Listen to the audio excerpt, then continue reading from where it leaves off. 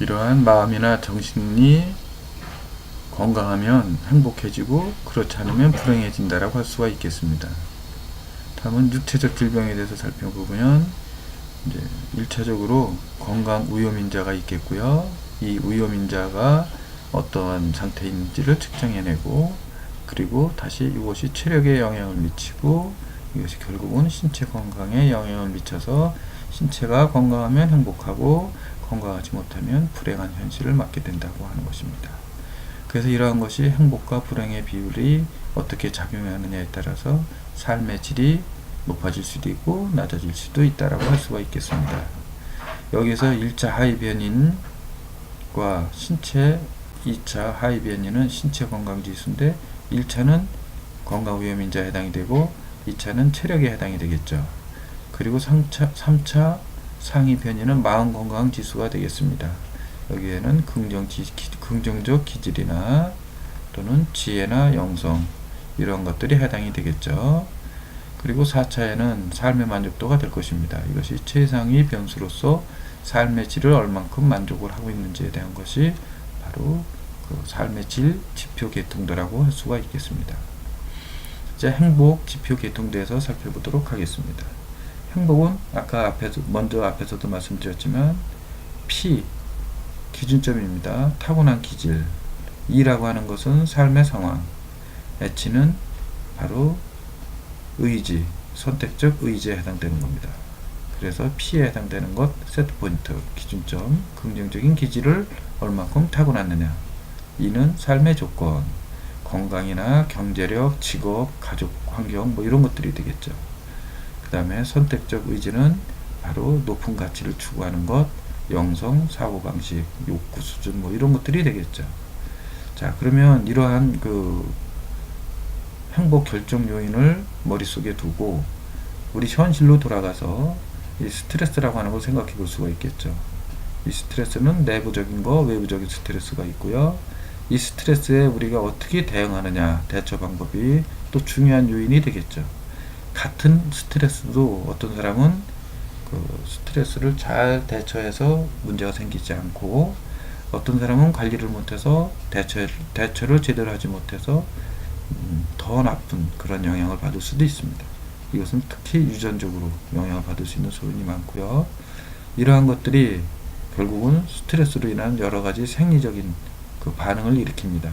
이것이 일어나는 것이 바로 내분비계나 또는 신경계, 특히 자율신경계에 영향을 미치고 이런 것들이 결국은 면역력에도 영향을 미쳐서 건강에 영향을 미치게 되는데 이런 것들이 바로 건강 위험인자라고 합니다. 그래서 이것이 이제 이러한 건강 위험인자에 의해서 항상성이 균형을 이루면 건강하고 균형을 이루지 못하면 질병이 찾아오는 겁니다. 이때 질병을 이겨내지 못하면 고통을 받고 불행해지고 질병을 초월하게 되면 이제 의식이 혁신이 되는 거죠. 의식이 혁신이 되고 욕망을 초월해서 높은 가치로 올라갈 수 있고 여기서 항상성이 균형을 이루면 건강해지고 건강하게 되면 욕망을 초월하고 욕망을 초월하면 의식이 혁신이 돼서 또 높은 가치로 올라가기도 하고 여기에서 질병을 초월했을 때 질병이 있으면서 질병을 초월했을 때 바로 의식이 혁신된다고 하는 겁니다. 초월의식. 삶에 대한 어떤 달관성, 이제 어떤 욕구를 넘어서는 내가 살아야 되겠다는 욕구를 넘어서는 의식 혁신이 일어나는 겁니다. 그래서 이러한 의식적으로 질병에 대해서 초월하느냐 아니면 거기에 영향을 받느냐에 따라서 행복해질 수 있느냐 또 고통으로 갈 수가 있느냐는 것이 여기에서도 또 갈림길이 서게 됩니다.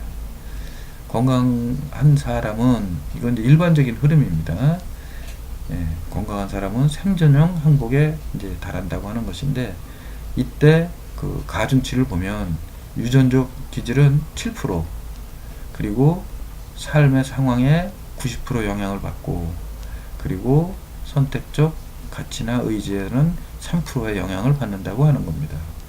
그래서 이 생존형 행복이 이러한 그 삶의 조건이나 욕구가 달성이 되면 저절로 욕구가 상승이 돼서 이제 자아형, 자존형 행복으로 이제 한 단계 업그레이드 된다라고 하는 겁니다. 이때는 이제 20%의 그 유전적 기질, 기준점 세트 포인트가 작용을 하고, 그리고 삶의 조건은 50%, 그리고 선택적 의지가 30%가 작용이 된다라고 하는 겁니다. 행복에 영향을 미치는 그러한 작용 기전을 의미하는 겁니다. 그리고 이제 초월형 행복은 삶의 궁극적 목적이기도 한데, 이때는 개인적 기질이 50%, 그리고 삶의 조건은 거의 작용하지 않습니다. 그리고 선택적 의지가 40% 정도 이제 작용이 되고요.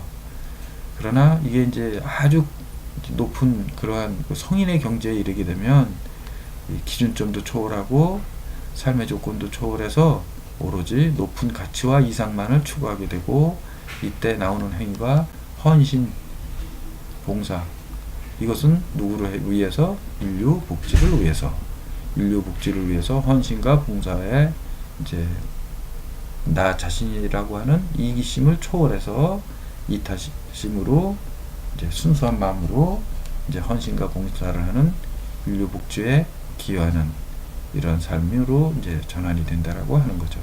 이것이 바로 초월형 행복이 되겠습니다. 자, 그러면 이러한 삶의 여러 가지 다양한 그 지표들을 어떻게 측정해 낼 것인가 하는 것입니다. 그래서 건강증진학의 심신상태 측정 기술에 대해서 살펴보도록 하겠습니다. 측정 요건 및 기준점을 먼저 설정을 해야 되겠죠. 기준점은 어떻게 설정하냐면, 건강할 때 3회 측정해서 평균값을 구합니다. 예를 들면 혈압을 3번 측정해서 건강할 때 평균값을 구해 놓으면 그것이 나의 기준점입니다. 체온도 마찬가지고요. 네, 체온이 뭐 36.5도가 뭐 정상 체온이다 이렇게 의학적으로 얘기를 한다고 하면, 나는 3번 측정을 해보니까, 건강할 때 3번 측정을 해보니까 36.1도가 나와요. 그러면 나의 기준점은 36.1도예요. 그러니까 내가 36.5도가 되면 나는 더위를 느끼기 시작합니다. 다른 사람은 이것이 또 편안한 온도일 수도 있어요. 그러나 나는 36.1도가 돼야 편안해요. 이것이 개인차입니다.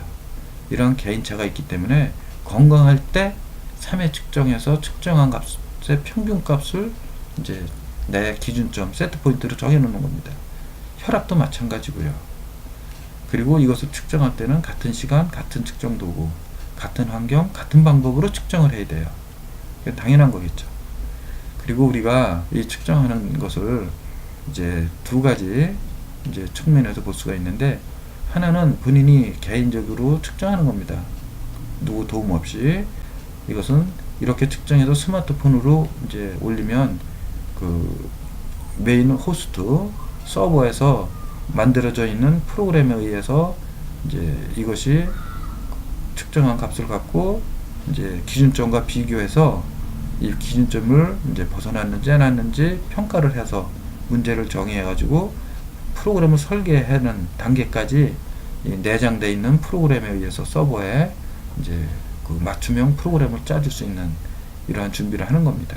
그래서 스마트폰으로 입력해서 서버로 전송하기 위한 것인데, 여기에는 이렇게 9가지 정도, 이제 정확히는 한 10가지 정도가 되겠습니다.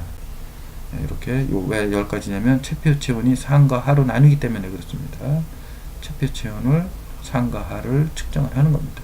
키, 체중, 허리둘레, 앞통, 체표 체온, 생년월일, 성별, 니즈, 요구사항, 그리고 의사소견이나 병력, 복약하고 있는 것들, 이제 그 다음에 기능장애, 뭐 불편감 이런 것들을 이제 이 스마트폰으로 입력을 해주면, 스마트폰에서는 이제 그 입력된 값을 가지고 프로그램을 설계해서 다시 이제 본인 스마트폰으로 이제 맞춤형 프로그램을 전송해주는 이러한 단계가 되겠습니다. 자, 여기에 들어가는 측정 도구에 대해서 살펴보도록 하겠습니다. 건강증진 생활습관은 설문조사를 하는데, 설문지 23 문항으로 되어 있는 그 설문지를 활용합니다. 이것은 이러한 세 분에 의해서 이 설문지가 유용하다라고 검증이 된 겁니다.